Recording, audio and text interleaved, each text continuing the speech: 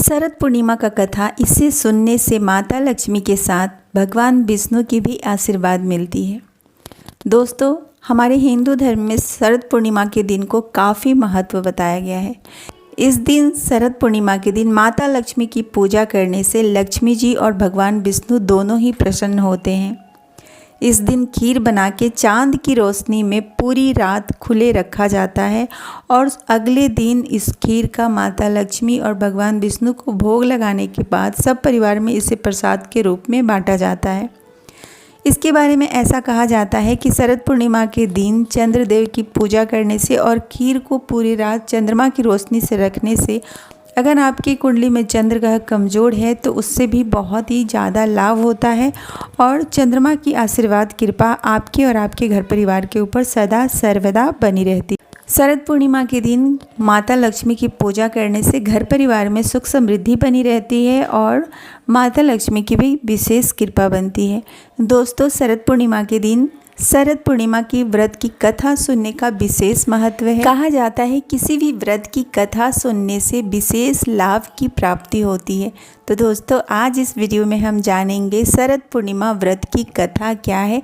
तो कथा को आप लोग पूरा ज़रूर से ज़रूर सुनिएगा, कथा को बीच में नहीं छोड़ना चाहिए। और थोड़ी सी भी वीडियो अच्छी लगी तो लाइक ज़रूर कीजिएगा, चैनल को सब्सक्राइब ज़रूर से ज़रूर कीजिएगा और इसे अपने फैमिली फ्रेंड्स में शेयर अवश्य कीजिएगा। तो प्रेम से बोलिए गौरी पुत्र गणेश की जय।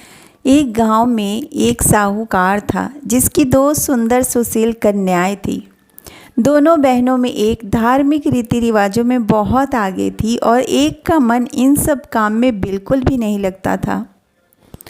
बड़ी बहन सभी रीति रिवाजों को बहुत ही मन लगाकर करती थी, पर छोटी आनाकानी करके करती थी। देखते ही देखते दोनों बहनें बड़ी हो गई और दोनों की शादी भी हो गई।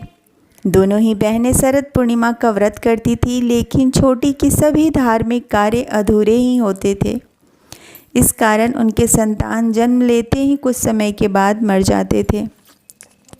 दुखी होकर उसने महात्मा से पूछा, इसका कारण क्या है? क्या कारण है कि मेरे संतान जन्म लेने के साथ ही मर जाते हैं?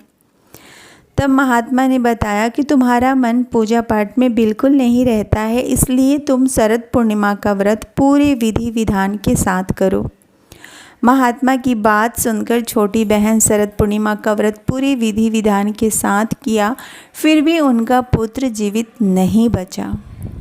उसने अपनी मरी हुई संतान को एक चौकी पर लिटा दिया और अपनी बड़ी बहन को घर में बुलाया और अनदेखा कर अपनी बहन को भी उसी चौकी पर बैठने को कहा। जैसे ही बहन उस चौकी पर बैठने गई, उनके स्पर्श से बच्चा रोने लगा।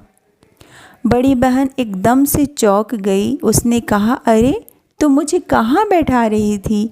यहाँ तो तेरा लाल है, अभी इसे कुछ हो जाता तो? तब छोटी बहन ने बताया कि मेरा पुत्र तो मर गया था, पर आपके स्पर्श मात्र से उसके प्राण वापस आ गए। उसके बाद से प्रतिवर्ष सभी गांव वासियों ने शरद पूर्णिमा का व्रत पूरे विधि विधान के साथ करना शुरू कर दिया। तो प्रेम से बोलो माता लक्ष्मी की जय, भगवान विष्णु की जय।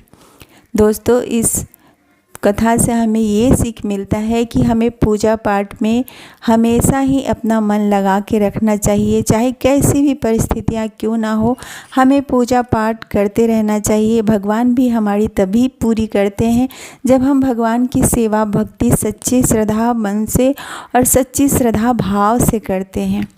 कभी कभी आप लोग बोलते हैं कि दीदी मैं बहुत पूजा पाठ करती हूँ लेकिन भगवान मेरी नहीं सुनते हैं। तो ऐसा नहीं है, भगवान अपनी भक्तों की परीक्षा लेते हैं। वो ये देखते हैं कि कौन भक्त मेरी सच्ची श्रद्धा भाव से भक्ति करता है और कौन थोड़े में ही परेशान हो जाता है। तो उम्मीद करती हूँ ये कथा आप लोगों को बहुत ही अच्छी लगी हो। तब तक अपना ख्याल रखें, हंसते रहें, मुस्कुराते रहें। हर हर महादेव।